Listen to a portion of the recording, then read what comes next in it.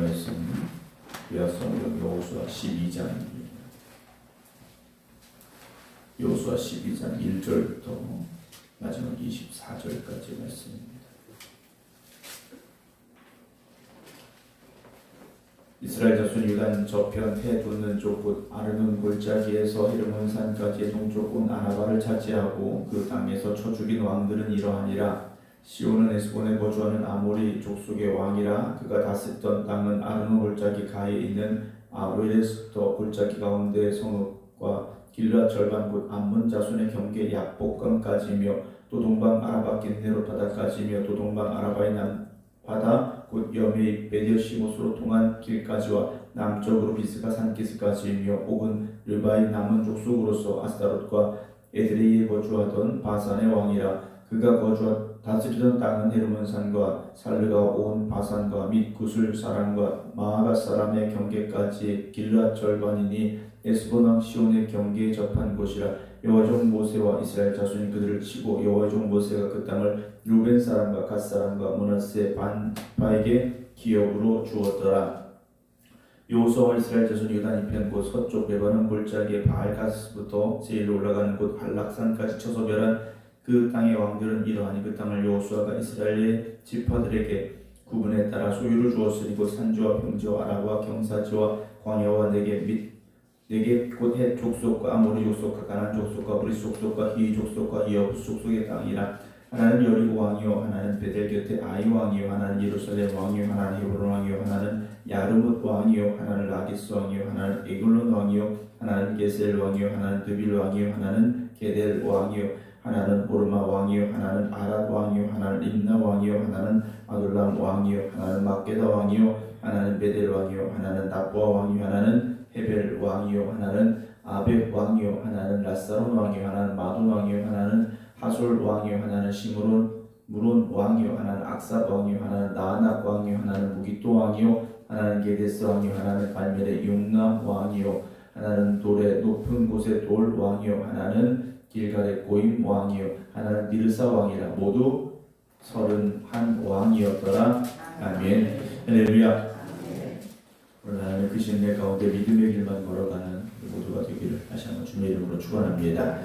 이제 가나안 땅의 전쟁이 정리가 되어지는 과정, 우리가 이제 11장까지 함께 나눴습니다. 전쟁은 이겨야 되는 것이지 않습니까? 전쟁을 하는데 질 수는 없습니다. 그런데 이 전쟁의 승리의 비결은 다른 것 아니었습니다. 하나님이 싸워주신 것이었다라는 거죠. 하나님이 싸워주셔서 하나님의 은혜와 하나님의 기적과 능력이 나타났죠. 그런데 거기에 이스라엘 백성들의 순종이 있었고 믿음이 있었기 때문에 가나안 땅을 차지할 수 있게 됐습니다. 그리고 오늘 이제 12장에 이스라엘 백성들과 전쟁을 했던, 그래서 패배했던 왕들의 이름이 무려 31명이 기록이 되어지고 있습니다. 우선은 1절부터 6절까지는 요단강 건너편입니다. 그러니까 요단강 동쪽입니다. 여호수아 이스라엘 백성들이 요단강을 건너기 이전 모세가 지도자였을 때의 전쟁도 기록하고 있습니다. 헤스본 왕 시온과 바산 왕 옥, 이 두 명의 왕이 등장을 하고 있는데요. 이들은 요단 동쪽에서 그 지역을 다스리고 있던 아주 힘이 센 왕들이었습니다. 그들은 어떻게 이겼느냐? 두 왕을 이긴 그 역사가 기록이 되어지고 있는데요. 이들 역시 하나님이 주신 약속 안에서 주어진 승리였습니다. 비록 모세는 가나안 땅에 들어가지 못하는 사람이었습니다. 하나님께서 모세는 요단강 동쪽까지만 이스라엘 백성들을 이끌어가는 지도자로 세우셨기 때문에 요단강을 건너서 여리고성 전쟁까지 갈 수 없었던 사람이 바로 모세였다라는 거죠. 그러나 모세는 하나님의 약속을 이루어가는 일에 있어서 첫걸음을 내디딘 사람이었다라는 겁니다.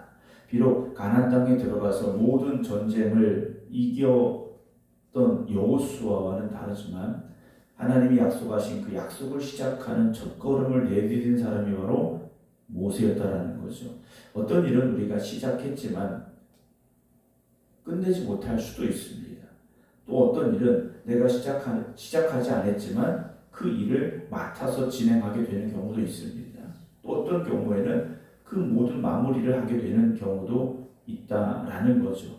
시작했느냐, 진행했느냐, 끝냈느냐, 어느 것을 했느냐가 중요한 것이 아니고 또 모든 것을 다 했느냐, 못했느냐 이것이 중요한 것이 아니고 하나님의 계획 안에서 우리는 어떤 한 부분에 쓰임받는 사람들이라는 것을 우리가 고백할 수 있어야 됩니다. 그럼 우리의 삶의 모든 과정은요, 하나님의 역사 안에서 이 시간 나를 통하여 하나님께서 일하고자 하시는 계획 속에 내가 쓰임받는 하나님의 일꾼이 되어지기 때문이다라는 거죠. 그럼 매 순간 우리는 하나님의 일을 하는 사람이 되는 겁니다. 그러나 거기에 내 주장이 들어가게 되고 내 욕심이 들어가게 되면 하나님의 일을 하면서도 내 일처럼 생각하기 시작한다는 거죠. 그럼 하나님은 점점 잊혀지게 되고 사람만 남는 경우가 있다는 겁니다. 여러분, 씨를 뿌리는 사람이 있고 또 열심히 가꾸는 사람도 있고 또 그 열매를 거두어야 되는 사람도 있을 수 있습니다. 우리가 어느 위치에 있느냐, 어느 그 일에 어디쯤에 있느냐가 중요한 것이 아니라 지금 내가 하나님이 주신 사명 안에서 하나님의 뜻하심을 이루어가고 있는 하나님의 일꾼입니다라는 그 고백 가운데 여러분들에게 주어진 사명의 자리에서 날마다 충성을 다하시기를 주님의 이름으로 축원합니다. 그렇게 모세가 전쟁을 쭉 이어갔는데요. 6절 보게 되면 여호와의 종 모세와 이스라엘 자손이 그들을 치고 여호와의 종 모세가 그 땅을 르벤 사람과 갓 사람과 므낫세 반 지파에게 기업으로 주었다라고 되어 있습니다. 그리고 이 일을 이제 누가 이어받게 되는 겁니까? 7절에 여호수아와 이스라엘 자손이 그 사명을 이어가기 시작한다라는 거죠. 사랑하는 성도 여러분, 오늘 우리의 시대로 끝나서는 안 됩니다. 오늘 우리의 시대로 하나님의 역사가 끝나는 게 아니지 않습니까? 하나님은 영원 전부터 영원 이후까지 영원히 계신 분인데 그 하나님의 역사가 우리 시대에 끝나게 해서는 안 됩니다. 세대를 이어가는 교회가 되어져야 됩니다. 우리의 시대가 지나갈 때가 있지 않습니까? 그럼 그 다음의 세대들이 일어나서 이 교회를 통하여 하나님 주신 사명을 이루어갈 수 있도록 여러분들이 기도하시고 다음 세대를 위하여 여러분들이 믿음으로 이끌어 가시기를 주님의 이름으로 축원합니다. 우리 때는 열심히 했는데 우리 뒤를 이어서 일할 사람이 없다. 여러분, 이건 우리가 일을 잘한 게 아닙니다. 우리가 일을 잘한 게 아니죠. 모세가 잘한 게 뭡니까? 믿음의 후계자가 있었기 때문이라는 거죠. 만약에 모세 이후에 믿음의 후계자가 없었다면, 여호수아가 없었다면 어떻게 됐겠습니까? 여러분, 여러분들의 뒤를 이어 하나님 주신 사명을 감당할 믿음의 후계자들이 있어야 됩니다. 다음 세대들이 분명히 세워져야 된다는 거죠. 요즘 교회들의 걱정이 뭡니까? 다음 세대가 없다는 거지 않습니까? 우리가 30년 전에 유럽의 교회들이 나이든 할머니, 할아버지들만 교회에 남아있다고 걱정을 하는데, 아니 어떻게 그럴 수가 있느냐 그랬습니다. 30년 전만 해도요, 교회 학교 걱정하지 않았습니다. 아이들이요, 교회로 몰려오던 시기라는 거죠. 수도권의 웬만한 교회들 아이들 다 100명, 200명씩 모일 때입니다. 교회 학교 많은 데는 1000명, 2000명씩 모였던 시절입니다. 그러나 지금 30년 만에 어떻게 됐습니까? 아이를 찾기 어려운 교회들이 되고 말하지 않습니까?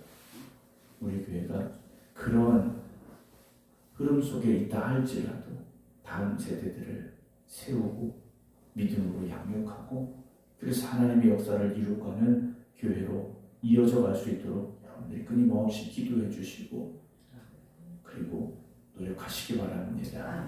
이제 7절 이후에 보게 되면 가나안 땅의 전쟁으로 패배한 왕들의 이름들이 쭉 기록이 되어지고 있습니다.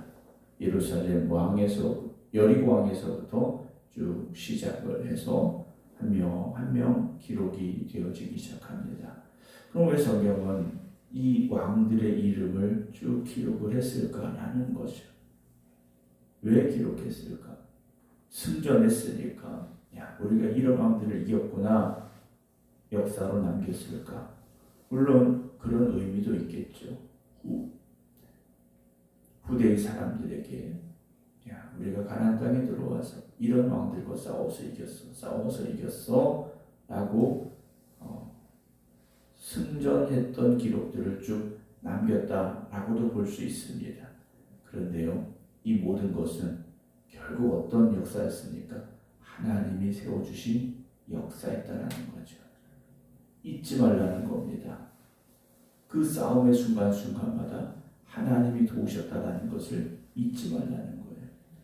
2025년 1월 1일부터 오늘 12월 10일이죠. 어제 12월 9일까지 여러분, 하나님이 나를 이렇게 도우셨습니다.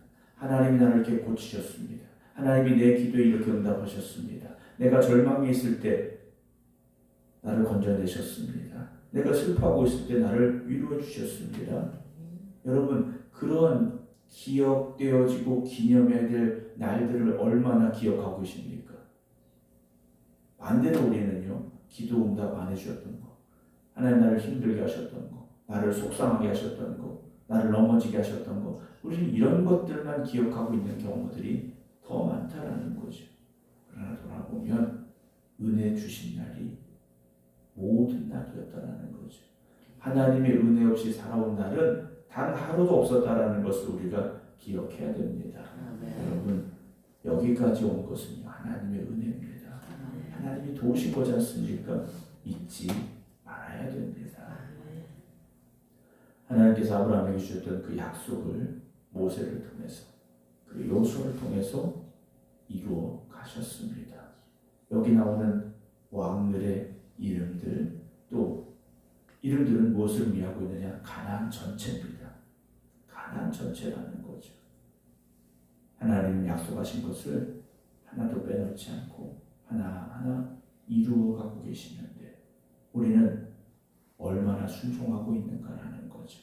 31명의 왕이 나왔다라는 것은 31번의 전쟁이다라고 말할 수 있지 않습니까? 물론 연합군과 함께한 연합군이 있었던 전쟁도 있긴 합니다. 어쨌든 31번의 전쟁, 그 수많은 전쟁 속에 하나님은 늘 함께 하셨고 이기게 하셨더라는 거죠. 여러분, 오늘도 우리는 여러분들의 믿음의 역사, 하나님이 주신 승리의 역사를 기록하는 삶이 되시기 바랍니다. 우리도 남겨주어야 되지 않겠습니까?